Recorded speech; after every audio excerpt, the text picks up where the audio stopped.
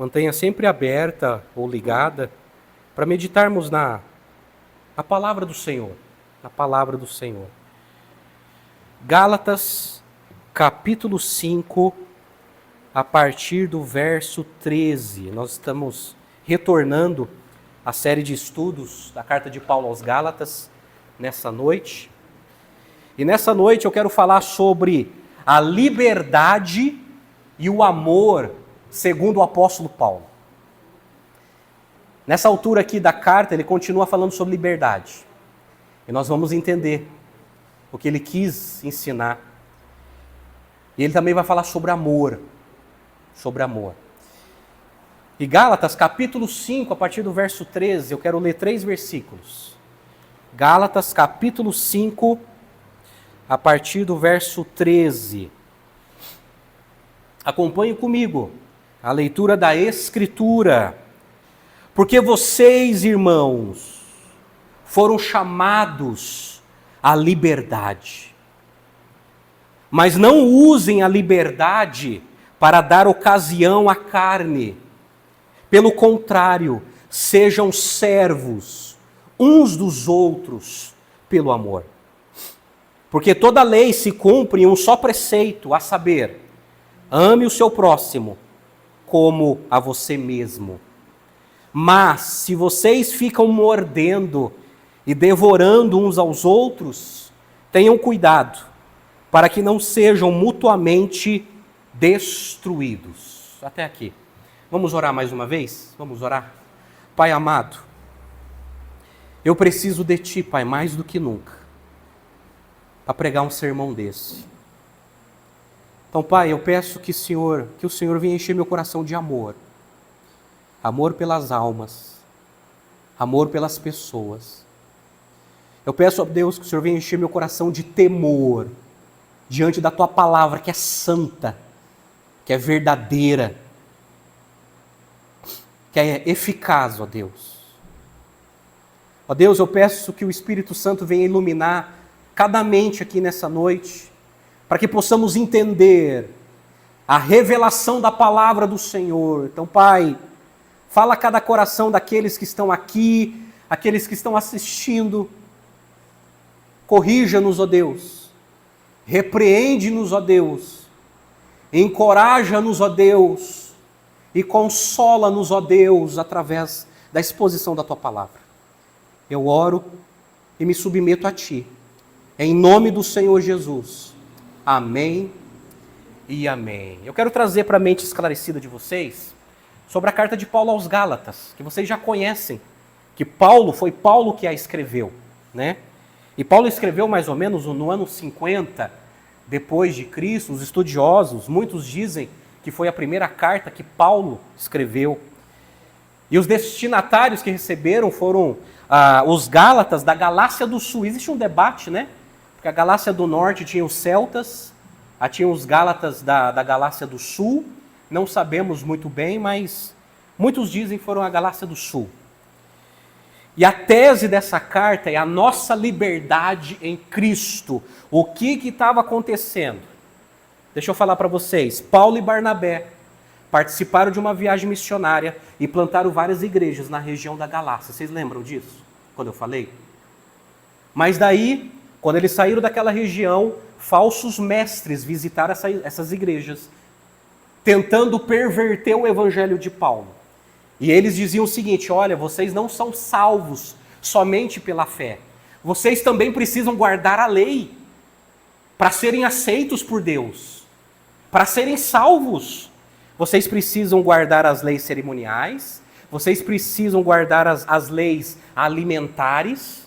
Então não é só a fé, vocês precisam fazer a parte de vocês, cooperando para a salvação de vocês, cumprindo a lei. Aí Paulo, sabendo disso, falou: não, está tudo errado. Nós somos salvos mediante a graça, mediante a fé somente. Quando nós cremos na suficiência da morte de Cristo na cruz, isso é suficiente para que possamos ser salvos. Não precisamos da fé e mais um acessório, uma concessão para que haja uma cooperação para sermos salvos. Isso é heresia, sempre foi. E Paulo ele escreve essa carta corrigindo aqueles crentes que deram ouvido aos falsos mestres. Porém, a carta de Paulo, ela pode ser dividida em 3 partes. Capítulo 1 a 2 fala da defesa do apostolado de Paulo. Por quê? Porque Paulo estava sendo denegrido. Muitos falsos mestres estavam dizendo assim, Paulo não é um apóstolo verdadeiro. E aí, capítulo 1 e 2, ele está defendendo as suas credenciais. Capítulos 3 e 4 é a defesa do evangelho. É Paulo defendendo a mensagem que ele pregou, que ele ensinou. Dizendo, olha, o evangelho que eu recebi não é de mim, eu recebi de Cristo. E eu estou compartilhando com vocês. Aí ele começa a fazer uma defesa do evangelho. E capítulos 5 e 6 é uma defesa da ética cristã. Paulo lhe ensina de maneira prática como o crente deve viver nesse mundo. Como o crente deve se comportar nesse mundo como um cristão que está sendo transformado pelo Espírito Santo.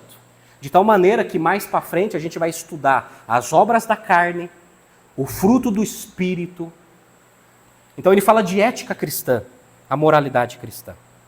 Gálatas capítulo 5 tem como tema principal os privilégios da justificação. Já que nós fomos justificados, declarados perdoados, agora nós desfrutamos de uma vida de santificação. E o que é santificação? Santificação significa que Deus nos escolheu e nos separou para ter uma vida com Ele, para se deleitar nele, para se alegrar nele, sem depender dos prazeres passageiros e escravatórios desse mundo. Então, os privilégios da justificação é isso, é a nossa vida com Deus. Então, são exortações práticas que Paulo dá no capítulo 5 e 6. E Paulo mostra muito bem nesses capítulos a operação do Espírito Santo em nossas vidas. Pois bem, Gálatas capítulo 5, verso de 1 a 12, nós vimos no ano passado sobre a verdadeira liberdade. Nós vimos o que significa ser livres em Cristo. Os estudiosos da Bíblia de Genebra, falando sobre a liberdade em Cristo, eles escreveram o seguinte: o apelo de Paulo para abandonarmos o legalismo suscita uma questão importante. Os cristãos são livres para viver de maneira que quiserem? É uma pergunta. Paulo responde a essa pergunta ao considerar o equilíbrio entre liberdade e responsabilidade. Qual é o problema que Paulo vai enfrentar aqui? Primeiro, Paulo enfrentou o legalismo. O que é legalismo? São doutrinas humanas a partir de textos mal interpretados que os falsos mestres faziam, colocando sobre as costas dos Gálatas as leis do Antigo Testamento. Isso se transformou em legalismo e é isso que os falsos mestres queriam. Por um outro lado, existia um outro extremo, a licenciosidade. Pessoas que foram alcançadas pela graça, mas que agora estavam vivendo no pecado. E fizeram da graça uma hipergraça. Mais ou menos assim, olha, eu já fui salvo, então é o seguinte, se eu pecar hoje, o meu perdão já está garantido amanhã. Então eu posso fazer da minha vida o que eu quiser. Aí Paulo ele enfrenta isso também. Ele enfrenta o legalismo e ele enfrenta a carnalidade na vida dos crentes. Agora eu quero chamar a sua atenção para esses 3 versículos. Eu quero explicar e depois eu quero fazer uma aplicação para os nossos corações, porque, gente, isso aqui é muito sério. É muito sério. Mas olha o verso 13 comigo de novo. Verso 13, Paulo escreve: porque vocês, irmãos, olha que carinho, né? Meus irmãos, foram chamados à liberdade, mas não usem a liberdade para dar ocasião à carne. Pelo contrário, sejam servos uns dos outros pelo amor. A liberdade cristã, presta atenção, é a libertação do pecado e não licença para pecar. Esse era o problema de um segundo grupo da Galácia.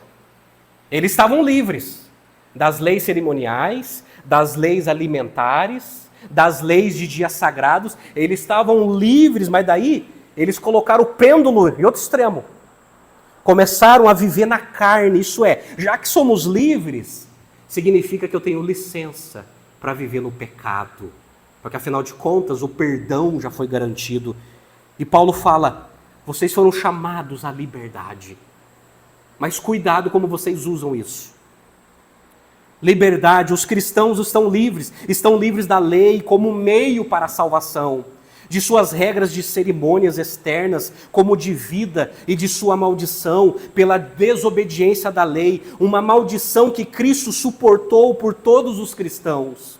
Essa liberdade, todavia, não é uma licença para pecar, porque o que estava em voga? Aquele que não cumpria a lei de Deus estava sob maldição.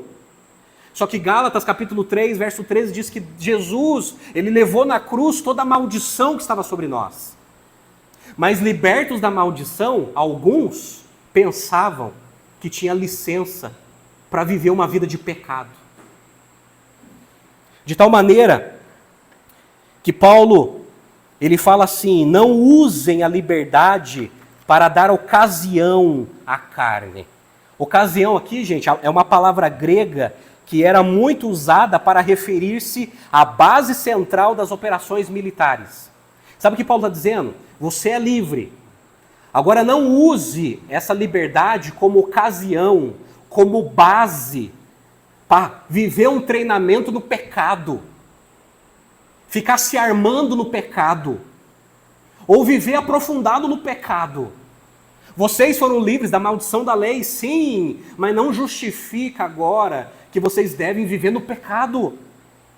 E carne, no contexto aqui, diz respeito às inclinações ao pecado do ser humano decaído. Carne aqui significa a nossa natureza pecaminosa que herdamos de Adão e Eva. Esse é o problema. A nossa natureza é pecaminosa. A nossa natureza se inclina para aquilo que Deus abomina. A nossa natureza, a nossa carnalidade deseja tudo aquilo que Deus reprova. E Paulo, sabendo disso, ele diz assim, gente, não usem a liberdade de vocês, que Jesus conquistou na cruz, para viverem se satisfazendo na carne, para viverem se satisfazendo no pecado. Não vivam assim. Não foi com esse propósito que Cristo morreu por vocês na cruz, para continuarem a viver no pecado. O pastor Augusto Nicodemos, ele explica esse problema e ele escreveu assim, abre aspas, havia o risco de os gálatas errarem no outro extremo, o da libertinagem. Ele chama de libertinagem essa postura de pecado. Libertinagem seria uma perversão da liberdade que temos em Jesus Cristo. Ele nos libertou da lei somente no sentido de que ela não pode mais nos condenar. Essa liberdade da condenação da lei, mediante a justificação pela fé somente, não implica que somos livres em Cristo para ignorá-la ou deixar de fazer o que ela manda. Por isso, após haver exortado os crentes a não cair no legalismo, e ele explica que é tentar merecer a salvação por meio das obras da lei, Paulo os adverte contra cair em outro erro igualmente grave, a libertinagem. E ele explica, pensar que a liberdade cristã é uma licença para vivermos em pecado. Então aqui, Paulo está enfrentando o legalismo e a libertinagem na vida daqueles que se dizem cristãos. E Paulo está confrontando, olha, vocês estão errando de novo. Ou erra como legalistas, ou erra como libertinos, está tudo errado. Livrem-se disso. Não usem a liberdade para vocês, para dar ocasião à carne. O comentarista William Hendrickson, ele faz uma ilustração interessante, você vai entender. Ele ilustra esse fato dizendo que a vida cristã é semelhante a atravessar uma pinguela que cruza dois rios contaminados. Um é o legalismo e o outro a libertinagem. O crente não deve perder o equilíbrio para não cair dentro das faltas refinadas do judaísmo e nem nos grosseiros vícios do paganismo. Esse é o problema. Eles estavam escravizados pela lei do judaísmo, aí eles foram para o outro lado. Eles estavam escravizados pelos prazeres do paganismo, os cristãos voltaram para o paganismo. Voltaram a se comportar como pagãos. Esse foi o grande problema que Paulo teve que enfrentar. Mas depois ele diz assim, verso 13: pelo contrário, sejam servos uns dos outros pelo amor. A liberdade do cristão não é para satisfação própria, mas para servir a outro. O que estava acontecendo? Na região da Galácia, as igrejas estavam entrando em conflito. Enquanto os falsos mestres legalistas estavam importunando e exigindo que eles guardassem a lei, os libertinos estavam dizendo que eles já estavam perdoados por Deus e que eles podiam viver daquele jeito. E no meio tinham os sinceros, aqueles que estavam tentando ter uma vida com Jesus. Aí estava tendo uma certa animosidade, um certo conflito. Aí Paulo fala, olha, sejam servos uns dos outros. Eu estou vendo que tem problema de relacionamento entre vocês. Sejam servos uns dos outros pelo amor, porque provavelmente estava acontecendo algumas animosidades. O pastor João Calvino declara que o método para impedir a liberdade de irromper em abuso imoderado e licencioso é regulá-la pelo amor. O que estava acontecendo? Alguns irmãos estavam abusando do outro. Alguns irmãos estavam fazendo coisas graves uns com os outros de tal maneira de terem certos abusos. Aí Paulo fala, olha, vocês precisam de um amor para resolver esses problemas. Vocês precisam. Mas olha o verso 14. Porque toda lei, verso 14, se cumpre em um só preceito, a saber, ame o seu próximo como a você mesmo. Está aqui, Paulo, ele não anulou a lei. Ele só disse que a lei não é meio de salvação, não é meio de aceitação, para sermos aceitos por Deus. Pelo contrário, ele afirmou a lei. Cristo não aboliu a lei, antes ele cumpriu. Mateus 5,17. A questão é que a lei não é mais meio de salvação e a maldição da condenação da lei não está sobre nós. A lei não mais nos exige a ter prescrições sociais alimentares, de tal maneira que tudo isso deve ser reinterpretado à luz da obra de Cristo. Então sabe o que Paulo está fazendo? Já que vocês gostam tanto da lei, já que vocês amam tanto a lei, se referindo aos legalistas, aí Paulo, ele lembra de Levítico 19 e 18, que diz o seguinte, amarás o seu próximo como a ti mesmo. Olha, vocês esqueceram o preceito da lei. Vocês são tão exigentes, são tão rigorosos com a lei, mas vocês esqueceram a parte principal, que é o amor. Porque se vocês tiverem amor, primeiro a Deus, vocês não vão exigir nada dos outros no legalismo, e os libertinos também não vão viver no pecado, porque amam a Deus. Mas se vocês entenderem o amor, vocês não vão viver se gladiando.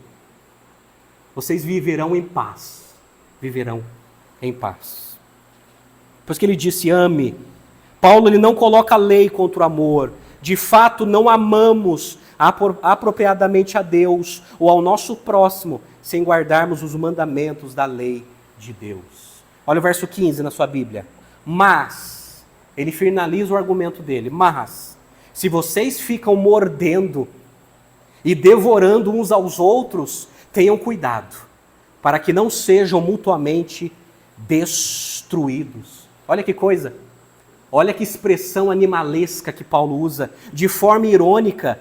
A busca de justificação por meio da guarda de mandamentos, advogada pelos judaizantes, estava produzindo competição, conflito, vanglória e inveja nos relacionamentos dos Gálatas uns com os outros. Uma contradição direta do amor ao próximo que cumpre toda a lei. Sabe o que estava acontecendo? Algumas brigas. De tal maneira que Paulo, ele usa dois verbos no grego. O verbo no grego morder e devorar sugerem animais selvagens, engajados em uma luta mortal. Desse modo, a força da alma e a saúde do corpo, o caráter e os recursos são consumados por lutas e intrigas. Sabe o que Paulo está dizendo? Pessoal da Galácia? Parem de viver como animais, se atacando, se mordendo, se machucando, ou por causa do legalismo, ou por causa da libertinagem. Parem com isso. Que vocês sejam transformados pelo poder do Evangelho que um dia eu ensinei para vocês. E ele finaliza dizendo que se eles vivessem assim, eles seriam mutuamente destruídos. Igrejas seriam destruídas. A comunhão seria destruída. Toda a plantação seria destruída por causa do legalismo, por causa da libertinagem, por causa da falta de comunhão, por causa da falta de amor e por não entenderem, pior ainda, por não entender o Evangelho. Porque aonde não se entende o Evangelho, cai nesses buracos. Ou legalismo, ou libertinagem, ou na confusão, a ponto de morder e devorar uns aos outros. Então que Paulo ele tá preocupado. Ele estava muito preocupado com a comunhão das igrejas, com o legalismo que ainda estava regredindo a vida espiritual deles, e com a libertinagem em que os cristãos estavam declaradamente vivendo uma vida de escravidão. E Paulo, com o coração muito apertado, ele escreve essa parte do texto, dizendo: não usem a liberdade de vocês para dar ocasião à carne. Pois bem, aplicação. O que nós aprendemos com esses 3 versículos? O que nós aprendemos aqui, eu gostaria muito que você ouvisse com toda atenção, você que está aqui, você que está assistindo. Eu separei 4 lições para a nossa vida, para a nossa alma, para a nossa correção, para a nossa libertação. 4 lições. Primeiro, a liberdade cristã não é uma licença para pecar. Repito, a liberdade cristã não é uma licença para pecar. Olha o verso 13 de novo comigo, a parte A. Porque vocês, irmãos, foram chamados à liberdade, mas não usem a liberdade para dar ocasião à carne. Tem uma tradução mais contemporânea que diz assim: não use a liberdade para satisfazer a carne de vocês, satisfazer os pecados de vocês.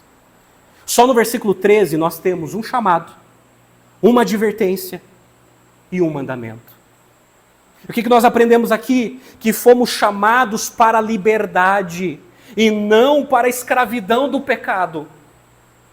Jesus nos livrou da condenação da lei que estava sobre nós, mas Jesus nos livrou na cruz do Calvário uma vida de escravidão.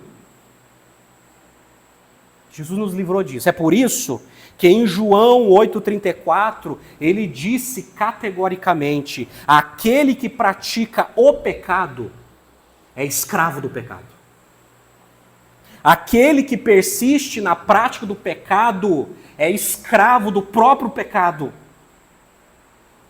E Jesus não está brincando, Jesus está dizendo: olha, aqueles que decidiram, aqueles que persistem a viver na prática do pecado é escravo.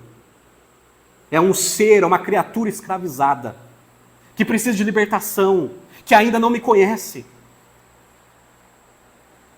Isso é terrível, gente. E a liberdade cristã não é uma licença para viver na prática do pecado. É uma incoerência. Pedro escreveu em sua segunda carta, capítulo 2, verso 19, Pedro, ele está confrontando os falsos mestres. Aí, olha só o que ele escreveu: prometendo-lhes liberdade, falando dos falsos mestres, quando eles mesmos são escravos da corrupção, pois aquele que é vencido fica escravo do vencedor. Sabe o que Pedro está dizendo? Que quando nós somos vencidos por algo, nós somos escravo daquele algo. Quando nós somos nocauteados por um pecado, nós somos escravos daquele pecado. Isso é terrível, meus amados. Isso é terrível. Paulo disse que o homem, antes da sua conversão, era escravo de toda sorte de paixões e prazeres. Título, capítulo 3, verso 3. Paulo falou que antes da nossa conversão, antes da nossa regeneração, nós éramos escravos. Então, como continuar sendo escravo? Nós fomos, presta atenção, nós fomos chamados para uma vida nova e não para viver com o pescoço na coleira do pecado.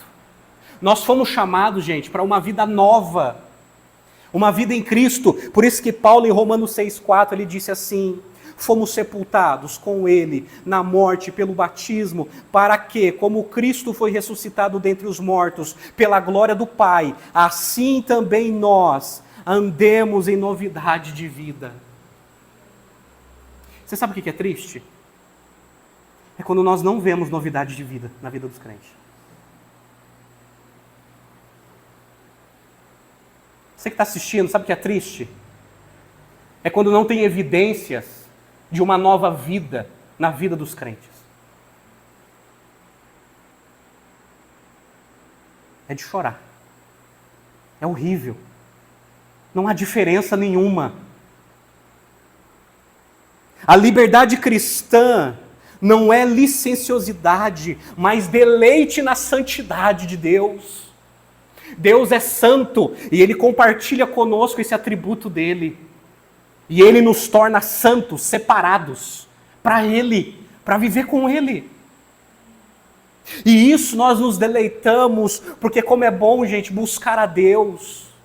Existe luta, sim, existe desejos pecaminosos, sim, mas como é bom fazer a vontade de Deus. Só quem é de Deus sabe o que eu estou falando.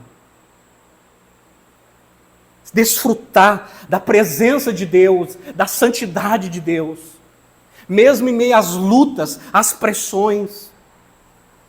Paulo escreveu em sua primeira carta aos Tessalonicenses, capítulo 4, verso 3, esta é a vontade de Deus, a vossa santificação. Gente, é muito bom viver em santificação. É muito bom desejar a Deus. É muito bom. Agora, presta atenção. É muito vergonhoso hoje como vivem os cristãos. É muito vergonhoso. Começando pelas festas. Começando pelas festas. Festa de final de ano. Os crentes se bebendo e se embriagando com os parentes. E Paulo fala assim: não useis a liberdade de vocês para dar ocasião à carne. Certa vez eu fiquei escandalizado com um pastor na internet que se apostatou da fé. E ele disse assim: olha, antes da minha diabetes eu tomava 1 litro de vinho. E agora que eu tenho diabetes, para não passar mal, eu tomo 8 latas de cerveja e não fico bêbado. Eu falei: o quê? Você quer enganar quem? Quer dizer para mim que toma uma garrafa de cerveja e não fica embriagado? Quer enganar quem? Como certa vez eu disse para um amigo: olha, você não sabe o buraco que Jesus me tirou. Você quer enganar quem? Não, pastor, é só 3 latas, não fica embriagado. Você quer enganar quem? Começa pelas festas. Festa de casamento dos crentes. É uma vergonha. Eu estava assistindo uma pregação do Hernandes Dias Lopes, e eu concordo com ele, porque eu já enfrentei essa vergonha, de você realizar uma cerimônia de casamento, aquela coisa linda, você pregar a palavra para os noivos serem abençoados, e depois que sai daquele ambiente e vai para um outro ambiente, aí, na linguagem do pastor Hernandes, o pau quebra. Aí os crentes alugam uma chácara, alugam um buffet, começa a beber, fica todo embriagado, sai tudo embriagado, dançando músicas sensuais, erotizadas. Não entenderam o Evangelho. E Paulo está dizendo: não usem a liberdade de vocês para dar ocasião à carne. Não usem. Não usem. Agora, gente, deixa eu falar uma coisa para vocês. Porque daí isso surge muita dúvida. Mas deixa eu dizer para você categoricamente, a Bíblia, ela não proíbe a beber. Tá? Eu não posso afirmar isso, como a Bíblia não afirma, então eu me calo. Porém, a Bíblia, ela proíbe a embriaguez. Agora vem comigo, qual é a medida da embriaguez? Uma taça até vai. Agora não vem me dizer que uma garrafa de cerveja não te deixa embriagado. Uma garrafa de vinho, como já disseram para mim, pastor, eu tomo uma garrafa de vinho inteiro e não fico embriagado. Você quer enganar quem? Eu falei para esse meu amigo, nessa escola que você foi aluno, eu já fui diretor. Você quer enganar quem?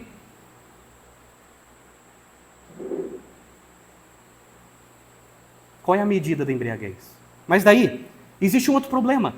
Beber não é pecado. A embriaguez é pecado. Porém, olha Romanos capítulo 14, a partir do verso 19, estava tendo um problema na igreja de Roma com comida. Aí Paulo, ele começa a orientar os crentes a não escandalizar os outros. Olha que Paulo escreveu, Romanos 14, verso 19. Assim, pois, sigamos as coisas que contribuem para a paz, e também as que são para edificação mútua. Não destrua a obra de Deus por causa da comida. Por quê? A comida naquela época era muito questionável, gente. Não tinha muito açougue naquela época. Eles compravam as carnes em alguns templos pagãos.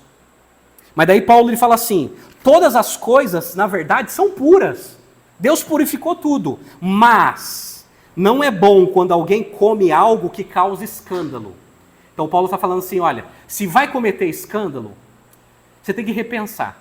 Aí no verso 21 ele fala assim, é bom não comer carne, nem beber vinho, nem fazer qualquer outra coisa que leve um irmão a tropeçar.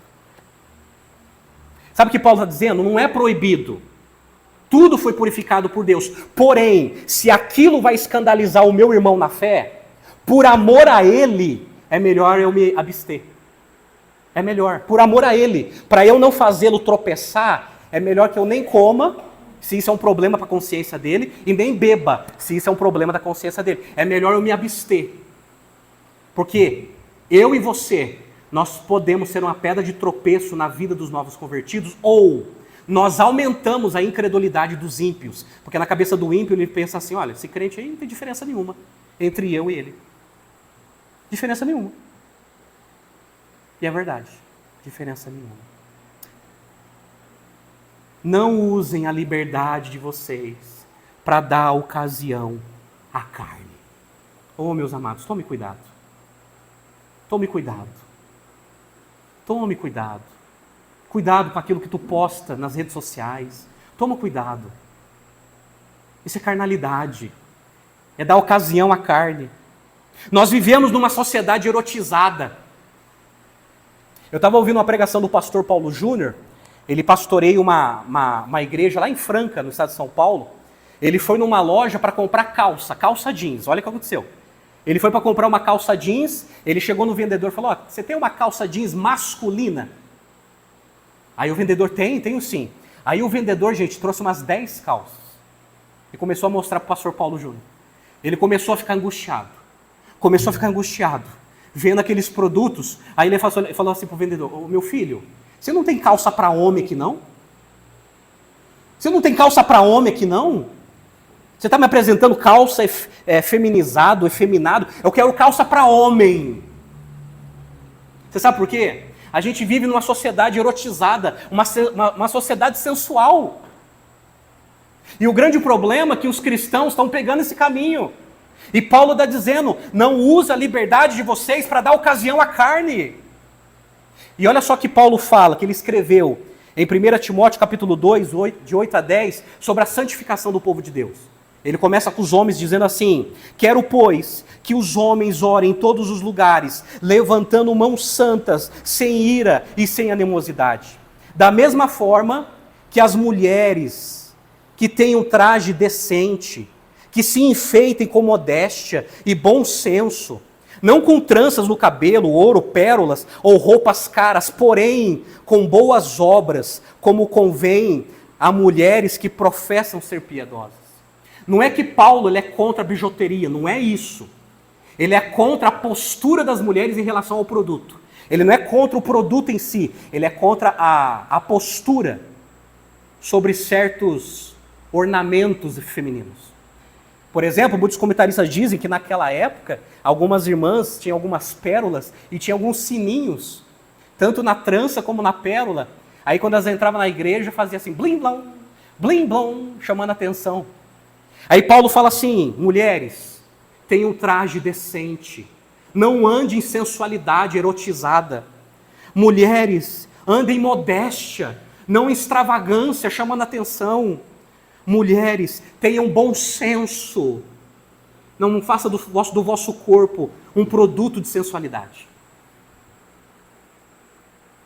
Mas a igreja hoje, o que tem praticado? A erotização, a sensualidade. Oh, gente. Paulo diz: não usem a liberdade de vocês para dar ocasião à carne. É pecado, é blasfêmia, é perversidade. Cuidado. Certa vez perguntaram assim para um pastor lá de São Paulo. Me perguntaram o que é mundanismo. Ele respondeu: mundanismo é o sistema de valores de qualquer época ou geração que faz o pecado parecer normal e a santidade parece estranha. Aí ele complementa: se você olha para um pecado e diz, eu não faço, mas acho normal, ele diz, você é um mundano. Eu não faço, mas eu acho normal, pastor. Aí começa a racionalizar o pecado, começa a justificar o pecado, começa a usar argumentos filosóficos para o pecado, para racionalizar o pecado. Os mundanos pensam assim, quando não há temor no coração. Sem falar no carnaval, gente. O que crente vai fazer no carnaval?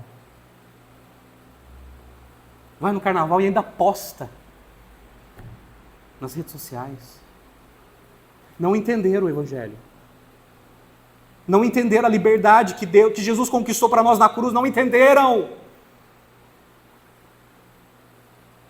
Não, pastor, eu estou tentando ser sociável. Não. Você não tem que ser só sociável, você tem que ser santo, você tem que ser santa, você foi separado por Deus. Não usa a sua liberdade para satisfazer os seus pecados, seja com seus parentes, com seus amigos ou com você mesmo. Não use isso, é pecado. Renuncie, abandone tudo aquilo que entristece o Espírito Santo. Essa foi a luta do apóstolo, é a luta dos dias de hoje. Segundo ponto. A liberdade cristã não é uma permissão para explorar o próximo. Olha o verso 13. Sede antes servos uns dos outros, pelo amor. Quem ama não explora, mas serve o próximo. Olha só. Quem ama não explora, não abusa, mas serve o próximo. O amor não pratica o mal contra o próximo. Por quê? Esse tipo de problema estava tendo na região da Galácia. Exploração, abuso. E Paulo fala, sede servos uns dos outros em amor. Em amor. Não podemos usar o próximo como se fosse uma coisa. É uma coisa, um acessório. Não podemos usar o próximo como uma coisa para nos servir. Temos de respeitá-lo, de respeitá-la como uma pessoa e servi-lo. Ou servi-la. Não podemos usar as pessoas e sim respeitá-los. Com certeza, quando Paulo destacou essa questão, estava havendo abusos na área do relacionamento, causando animosidades e intrigas. É isso aí. A liberdade cristã não é uma permissão para explorar o próximo. É o que estava acontecendo naquela região. É por isso que o Salmo 133, verso 1 diz assim, ó, quão bom e quão suave que os irmãos vivem em união. Onde há união não há exploração. João 13, verso 35, Jesus falou assim, nisso todos conhecerão que vocês são meus discípulos, se tiverem amor uns pelos outros, e não exploração. Terceiro, a liberdade cristã não é uma autorização para ignorar a lei. Olha o verso 14. Porque toda lei se cumpre em um só preceito, a saber, amarás o teu próximo como a ti mesmo.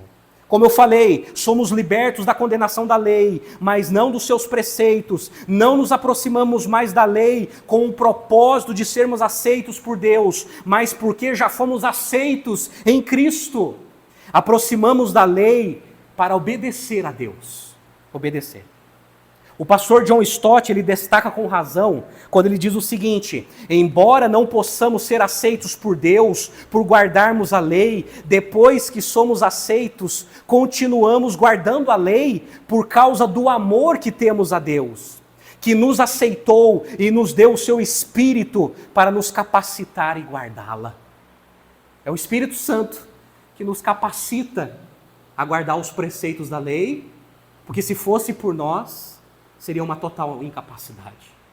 É o Espírito Santo que coloca o prazer no nosso coração de cumprir os preceitos da lei.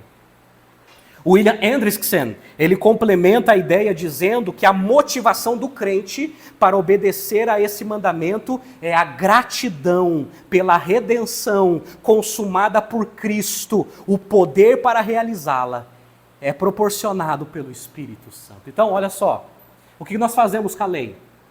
Nós obedecemos a lei por gratidão a Deus. Gratidão porque Deus removeu a maldição que estava sobre nós, através da cruz. E agora, por gratidão e por adoração, nós dizemos assim: Pai, nós queremos obedecer a Tua palavra, a Tua lei. Então, não teremos outros deuses. Não faremos imagem de escultura. Honraremos pai e mãe. Não roubaremos. Tudo isso, não como meio de salvação, mas como ato de gratidão e adoração a Deus. Amém, gente? De tal maneira que a lei, gente, ela tem 3 usos na Bíblia. Ela tem a função pedagógica, que fala sobre a questão da nossa santificação. Então a lei, ela nos santifica. Tem a lei no uso civil, a lei ela refreia o mal na sociedade, de tal maneira que várias constituições têm várias leis muito parecidas com a lei mosaica para refrear o mal numa sociedade. E a lei como uso normativo ou moral, dizendo o seguinte: o Deus que revelou a lei é um Deus santo. Então ele espera que os seus filhos também sejam santos. É uma lei motivadora para vivermos em santidade. Quarto e último, a liberdade cristã não é uma autorização para destruir o próximo. Olha o verso 15. Se vós, porém, vos mordeis e devorais uns aos outros, vede que não sejais mutuamente destruídos. A liberdade cristã não é uma autorização para destruir o próximo. Para destruir. Somos livres para amar e servir uns aos outros, e não para devorar e destruir os outros. Nós não somos chamados para destruir. Devemos agir como irmãos e não como feras, como cães e gatos, sempre envolvidos em conflito. E o espírito da vida que habita em nós não é um instinto de morte. Não é. Morder e devorar são atos destrutivos, uma conduta mais apropriada a animais selvagens do que a irmãos em Cristo. A nossa liberdade não nos dá autorização de acabar com a vida do próximo. E talvez isso tenha acontecido quando Paulo ele usa de maneira até irônica, ilustrativa isso. Talvez estava até acontecendo isso na região da Galácia. Quando ele usa as expressões mordendo e devorando, talvez coisas terríveis estavam acontecendo. E é terrível, gente. Eu já participei de igreja e que os irmãos brigavam, parecendo com isso. Eu já vi igreja rachar por problema de relacionamento. E realmente pareciam animais, parecia cão e gato. Nas assembleias, nas reuniões. Pareciam selvagens. O grande problema é a questão do ego, gente. Quando o ego não pode ser contrariado. É esse tipo de problema que Paulo está enfrentando. É por isso que um comentarista ele disse assim, que o apóstolo pensa numa alcateia de animais selvagens, precipitando-se cada um contra a garganta do outro. É uma representação viva, não só da desordem total, como também da mútua destruição. Nós não podemos usar a nossa liberdade para esses fins. Não foi para isso que Cristo nos libertou. Amém? Vocês entenderam? Ficou claro? Ficou claro, gente? Eu termino com algumas perguntas. Primeira, você tem usado a sua liberdade cristã para satisfazer a sua carne? Para viver igual um ímpio, um mundano? Você é aquele tipo de crente que não faz diferença nenhuma na vida dos parentes, dos amigos, porque pratica a mesma coisa? O meu convite, arrependa-se e abandone este pecado hoje. Hoje, é hoje. Abandone esses pecados familiares. Abandone esses hábitos pecaminosos. Abandone essas práticas que mais está escandalizando do que edificando. Abandone por amor a eles, pensando neles, pensando na salvação deles. Abandone. E viva uma vida autêntica de santificação, por uma vez por todas. Senão não somos dignos de ser chamados de cristãos. Você tem explorado as pessoas ao seu redor? Analisa os seus relacionamentos. Você tem explorado? Mude isso. Passa a servi-las, a servi-los. Seja um instrumento de serviço e não um martelo de exploração. Sirva da melhor maneira possível, mas não explore as pessoas que querem o seu bem. Terceiro, você tem devorado as pessoas com seus ressentimentos a ponto de ser um problema na vida delas? Você tem devorado a vida das pessoas por causa dos seus rancores, os seus ressentimentos, o seu mau humor, as suas mágoas mal resolvidas? E tem devorado as pessoas. Mude isso. Chegou a hora de mudar. Por amor ao próximo, você tem evitado algumas questões para não fazer o irmão tropeçar? Você tem cuidado do seu testemunho, gente? Tem cuidado do seu testemunho para não fazer o outro tropeçar, para não escandalizar a fé do outro, ou para não alimentar o ceticismo do outro, por causa do nosso péssimo comportamento? Quando nós amamos o outro, aqui que está, essa é a chave. Quando nós amamos o outro, a gente se preocupa com o outro. O que eles vão pensar de nós. Última pergunta. Você continua sendo escravo do pecado?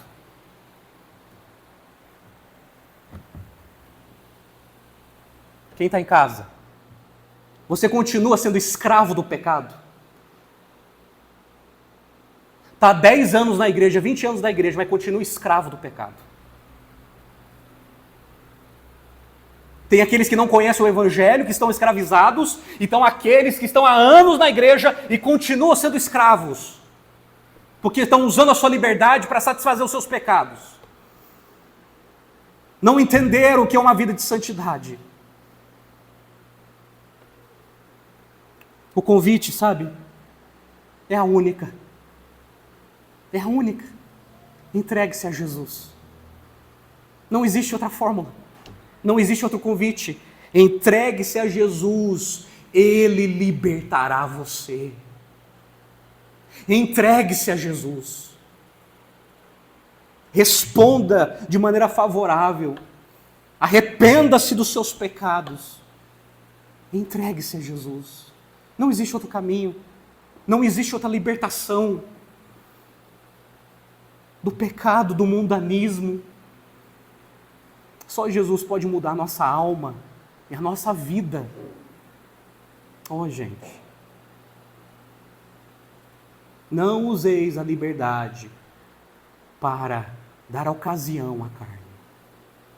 Não useis. Amém? Vamos orar?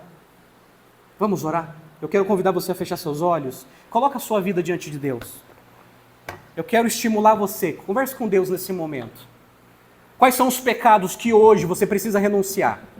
Chegando na sua casa, o que você tem que jogar fora? O que você tem que renunciar? O que você tem que abandonar? Aquela prática pecaminosa. Jesus não te deu liberdade para você viver assim. Qual é o pecado qual é a iniquidade, qual é o mundanismo. Se coloque-se diante do Senhor e peça para que o Espírito Santo te ajude, porque nós necessitamos do Espírito Santo. Vamos orar, vamos orar. Pai amado, é com o coração arrependido que nós nos aproximamos de Ti, Senhor. Oh Deus, como é difícil, Pai, como é doloroso a renúncia do pecado, porque parece que está impregnado na nossa carne, nos nossos desejos.